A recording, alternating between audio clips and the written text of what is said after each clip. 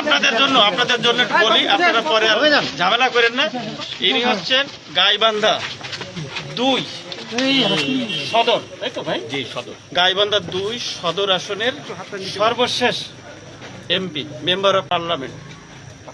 ওনার নামে গাইবান্ধাতে মামলা আছে, সেই মামলার রেফারেন্সে আমরা ওনাকে এখানে পেয়েছি, আমরা নিয়ে যাচ্ছি। আবার দিনাজপুর সদর থানা, কোতোয়ালি থানাতে থাকবে। পরবর্তীতে এসে গাইবান্ধা থেকে পুলিশ সদস্যরা আসবে, এসে ওনাকে নিয়ে যাবে, নিয়ে গাইবান্ধা কোর্টে ওনাকে হাজির করবে। মার্চ মাসের, আপনারা কি প্রশ্ন করবেন আমি বুঝি। জেলা আওয়ামী লীগের উনি কোন পদে আছে স্যার? শোনেন, উনি গত মার্চ মাসের 1 তারিখ থেকে এই বাসায় আত্মগোপন করেছিলেন। আওয়ামী লীগের কোন পদে ছিলেন বলে দেন, আপনি বলেন। সাংগঠনিক সম্পাদক জেলার গাইবান্ধা জেলার সাংগঠনিক সম্পাদক ছিলেন, ওনার মুখেই শুনলেন।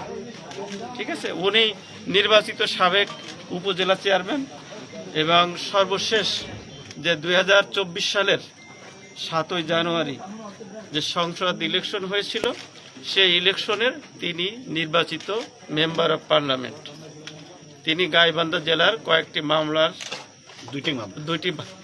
দুইটি মামলায় উনি এজাহারভুক্ত, তালিকাভুক্ত আসামি।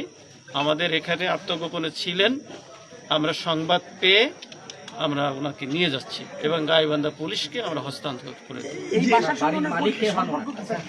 মালিক ওনার আপন ভগ্নিপতি। আমরা যতদূর জানি যে রাষ্ট্রপতি উনার কোনো আত্মীয় হয়। জি, রাষ্ট্রপতি না, বাংলাদেশের যিনি প্রথম স্পিকার শাহ আব্দুল হামিদ, উনি আমার আপন দাদা, ওনার দাদা। আর ওনার চাচাও একজন এমপি ছিলেন গাইবান্ধা 4 আসনে। আমার চাচা, আমার 3 পুরুষের আমরা পার্লামেন্ট সদস্য। আপনি কি স্বতন্ত্র থেকে নির্বাচিত? থেকে এমপি ছিলাম আমি, স্বতন্ত্র থেকে এমপি ছিলাম আমি, স্বতন্ত্র উপজেলা চেয়ারম্যানও ছিলাম আমি। এবারই সর্বশেষ এমপি হয়েছি উপজেলা চেয়ারম্যান। এবার আপনাদের আমি এমপি নির্বাচন। এবার দেখে আমাদেরকে